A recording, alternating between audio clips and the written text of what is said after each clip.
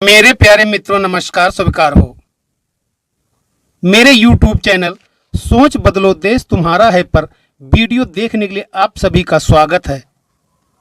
आज मैं इस वीडियो की शुरुआत में ही अपने दर्शकों से एक बात पूछना चाहता हूं, तो इस बात का जवाब उत्तर के माध्यम से कमेंट्स बॉक्स में जरूर देना। तो बात यह है कि आप सभी को यह जरूर पता होगा कि इतिहास का लेखन आधुनिक युग में ही शुरू हुआ था और इससे पहले हमारा इतिहास धार्मिक ग्रंथों के प्रमाणों पर आधारित था, जो काव्य गायन एवं जनश्रुतियों के द्वारा, श्रुति एवं स्मृति के द्वारा हमें याद दिलाया जाता था। लेकिन जब हम वीडियो को पोस्ट करते हैं तो एक वर्ग के दर्शक प्रमाण मांगने की बात करते हैं, दूसरे वे हैं जो धार्मिक ग्रंथों के प्रमाणों को मानते नहीं हैं। अब आप सभी यह बताओ, ये किस श्रेणी के बुद्धिमान व्यक्ति हैं? इन लोगों को जवाब आप ही लोग कमेंट्स के माध्यम से ही दे सकते हो। लेकिन मैं इतना कहना चाहता हूं कि 200 वर्ष पहले पैदा हुआ इतिहासकार मैक्स मूलर में ऐसी कौन सी शक्ति या बुद्धि थी जो हमारे प्राचीन वैदिक इतिहास के बारे में बता गया है, और वह जो बता गया है उससे लोग मानते भी हैं और कुछ लोग नहीं भी मानते हैं। मैं उन्हीं तर्क कुतर्क करने वाले लोगों से यह पूछता हूं कि तुम लोग अपनी ही 5 से 10 पीढ़ियों का इतिहास बता दो, मैं मान जाऊंगा। और तो और 5 से 10 पीढ़ी छोड़ो, तुम केवल अपने जीवन का ही इतिहास बता दो। हाँ, आप अपने जीवन का इतिहास बताओगे, लेकिन 10% बाकी कुटिल सोच के माध्यम से निकल जाएगा। यही हाल है तुम कुतर्कियों का। इतिहास कोई देखा हुआ नहीं होता है जो आंखों देखी घटना बयां कर देगा। वह केवल समय काल के चक्र के आचार विचार के तर्क पर जिंदा रहता है, और यही तर्क कुतर्क का निचोड़ ही इतिहास को उत्पन्न करता है। लेकिन आप क्या जानो कि यह सारा दोष आप में भरा पड़ा है। जब आप अपनी ही जात यानी इंसानी जात के नहीं हुए तो बाकी जीव जातियों के क्या होंगे?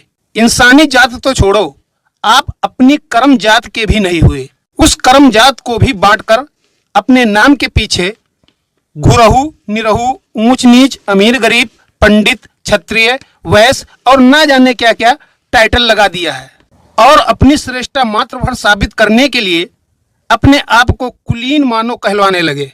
यही इतना सोच लो, हमारे सनातन धर्म में एक कहावत है कि ज्ञानी ज्ञानी रटन से ज्ञानी कबहू न होए, 4 लातन की नहाय गदही कबहू न बचिया होए। खैर छोड़ो इन बातों को। आप सभी को यह जरूर पता होगा कि धरती पर सब जीव जातियों में एक मानव जाति है, और मानव जाति ने अपनी उत्पत्ति के कई लाखों वर्षों बाद कर्म को आधार बनाकर गडरिया जात की उत्पत्ति कर डाली, जो आज भी पूरे संसार में हर जगह हर क्षेत्र में पाई जाती है।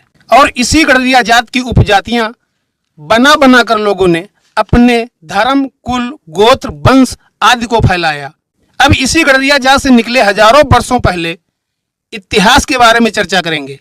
भारतवर्ष के उत्तर पूर्वी एवं मध्य भारत में एक पाल वंश का बहुत बड़ा साम्राज्य था।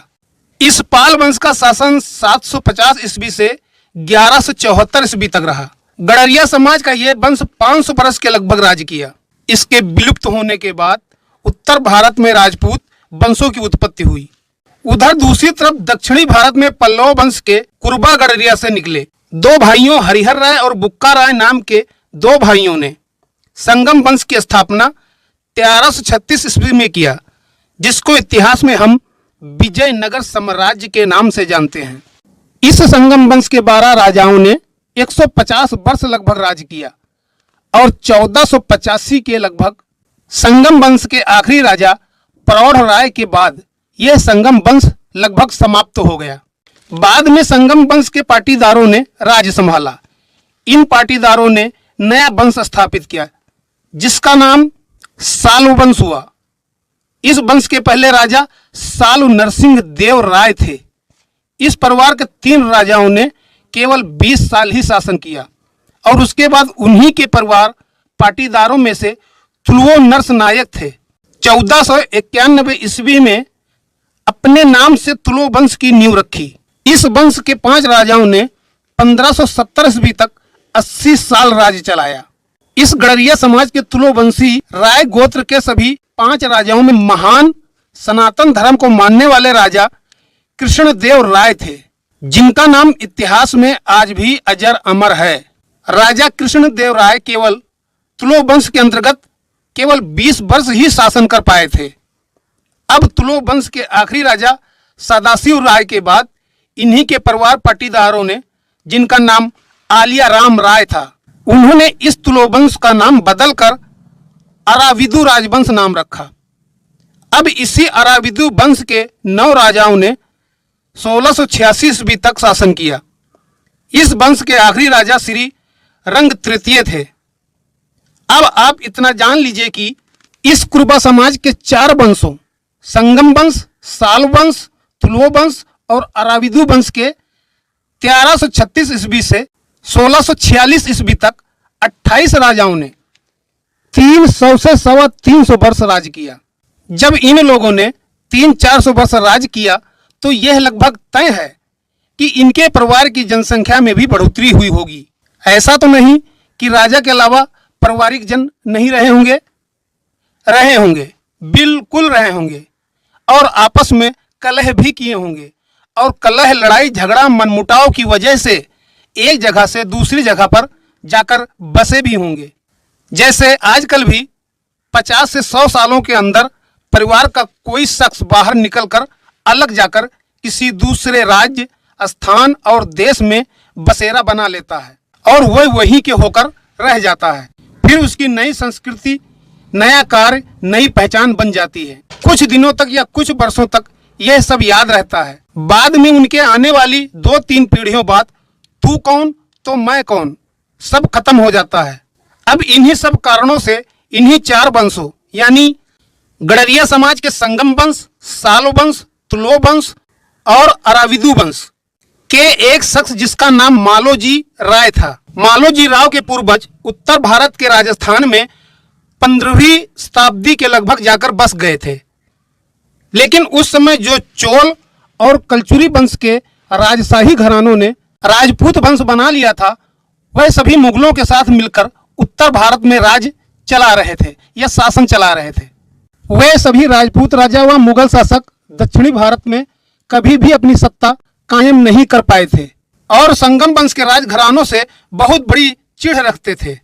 शायद इसी वजह से मालोजी राव के पूर्वज राजस्थान में दबे दबे से रहते थे और पूछने पर कृषक बताते थे। उन्होंने राय शब्द कहलाना ही छोड़ दिया था, लेकिन राजशाही खून कब तक चुप रहता। आखिर में कुछ वर्षों के उपरांत मालोजी राय के पूर्वज बाबाजी राय महाराष्ट्र के पूना में आ गए और हिंगनी, बेदरी और देवल गांव में जाकर बस गए और वहीं पर खेती का कार्य करने लगे। बाबा राय का परिवार राजस्थान में कुछ वर्ष रहने के बाद जब पुणे के गांव में आकर बसा तो उन्होंने खाली पड़ी हुई भूमि पर खूंटा गाड़ के तंबू को तान कर रहने लगे और ज्यादा साधन न होने की वजह से लकड़ी को नुकीला बनाकर खेती की जुताई एवं खुदाई करते थे। इसी वजह से बाबा राय को वहां के स्थानीय निवासी बाबा भूसल कहने लगे, क्योंकि भूसल का मतलब भू से भूमि और सल का मतलब लकड़ी या पत्थर का नुकीला औजार होता है। इसी भूसल शब्द से रूपांतरित होकर बाद में भोंसले हो गया और गांव वाले बाबा राय को बाबा भोंसले कहने लगे। अब इन्हीं बाबा भोंसले के 1552 ईस्वी में मालोजी का जन्म होता है। मालोजी ने जब होश संभाला तो अपने बाप दादाओं से पता चला कि हमारा भी दक्षिण भारत में राजशाही ठाट बाट थे और कैसे कैसे दक्षिण भारत से उत्तर भारत राजस्थान में जाकर बसे, फिर कैसे महाराष्ट्र के पुणे में आए। राजशाही खून तो था ही। उन्होंने वहीं के भूमि का काम करने वाले कृषकों को विश्वास दिलाया और अपने साथ ले लिया और वहां के मुखिया बन बैठे। बाद में मुगलों के द्वारा वसूलने वाले जजिया या कर का विरोध किया। विरोध काफी बढ़ गया। महाराष्ट्र में उस समय पैदावारी कम होने की वजह से मालोजी एक पंचायत बैठक की, जिसमें यह तय किया गया कि अब मुगलों के खिलाफ विद्रोह का बिगुल बजाया जाए और जजिया कर अब नहीं देंगे या कम देंगे और इसी कार्य को करने के लिए यह तय किया गया कि हमारा एक आदमी मुगलों के 8 आदमियों को मारेगा। और इस तरह के कार्य को अंजाम देने वाले वीरों को मरआठा कहा जाने लगा, जो बाद में मरआठा शब्द से मराठा शब्द की उत्पत्ति हुई। अब इन्हीं लड़ाकू वीरों को मराठा कहा जाने लगा। अब इन्हीं मालोजी के 1554 ईस्वी में शाहजीराजे नाम का पुत्र ने जन्म लिया। शाहजीराजे ने मराठा सेना को अपने समय काफी मजबूत किया। इसके बाद की कहानी तो आप सबको पता ही है कि शाहजीराजे की पत्नी जीजाबाई के अंश से शिवाजी राजे का 1630 ईस्वी में जन्म होता है और अपने युवावस्था में मराठा साम्राज्य की नींव रखते हैं और मुगलों के खिलाफ आजीवन संघर्ष करते रहते हैं। वह सनातन धर्मी होने के साथ साथ वीर, साहसी, निडर और दूरदृष्टा भी थे। इन शिवाजी राज्यों को छत्रपति शिवाजी महाराज कहा जाता था। अब इन्हीं छत्रपति शिवाजी महाराज के छत्रपति संभाजी महाराज हुए, जो मुगलों द्वारा मारे गए थे। बाद में इनके पुत्र छत्रपति साहू जी महाराज हुए। फिर बाद में इसी मराठा साम्राज्य के पतन होने के बाद पेशवा बाजीराव ने सत्ता संभाली, क्योंकि पेशवा बाजीराव छत्रपति साहू जी महाराज के यहाँ प्रधानमंत्री के पद का कार्यभार संभालते थे। पेशवा बाजीराव ने 1720 ईस्वी में मराठा साम्राज्य की बागडोर संभाली थी और दोबारा फिर से मराठा साम्राज्य को मजबूत बनाया था। अब इन्हीं मराठा साम्राज्य में एक सामंत थे जिनका नाम मल्हार राव होलकर था। पेशवा ने अपने मराठा साम्राज्य के दौरान इंदौर के आसपास 9 परगना क्षेत्र दिए थे और इन्हीं 9 परगना क्षेत्रों के मल्हार राव होलकर सूबेदार थे। ये धनगर गडरिया कुरबा गोत्र से थे। 1721 ईस्वी में पेशवा ने मल्हार राव होलकर को सूबेदार बनाया था और मल्हार राव होलकर ने अपने गांव के नाम होल से होलकर वंश की स्थापना की और इन्हीं मल्हार राव होलकर की पुत्र वधू देवी माहिल्याबाई थी, जो भारतवर्ष की पहली शिक्षित महिला थी। उनकी शौर्य गाथा और सनातन धर्मी होने की प्रेरणा आज भी सर्वविदित है। देवी माहिल्याबाई मानकोजी शिंदे की पुत्री थी। मानकोजी शिंदे महाराष्ट्र के अहमदनगर जिले के एक गांव चौड़ी के पाटिल थे और गडरिया समाज के धनगर से थे। देवी माहिल्याबाई का इतिहास तो हम अपनी जबान से बयां नहीं कर पाएंगे, क्योंकि वह नारी के रूप में देवी थी, जो आजीवन मानव समाज का भला किया। हाँ तो मित्रों, आपको तो पता ही चल गया होगा कि शिवाजी के वंशज भोसले, देवी माहिल्याबाई के वंशज पाटिल और शिंदे कैसे गडरिया धनगर समाज से संबंध दिखाई पड़ता है। यह आपको अब बताने की जरूरत नहीं है। जरूरत बताने की बस इतनी है कि सोच बदलो, देश तुम्हारा है और मानव समाज को मिलाकर चलो, सनातन धर्म का पालन करो। इसी के साथ मैं अपनी वीडियो को विराम देता हूँ। वीडियो अगर पसंद आई हो तो शेयर, लाइक, कमेंट्स और सब्सक्राइब जरूर करें। बोलो छत्रपति शिवाजी महाराज की जय, देवी माँ अहिल्याबाई की। वीडियो देखने के लिए आप सभी का धन्यवाद। जय श्री कृष्णा, जय श्री राधे राधे।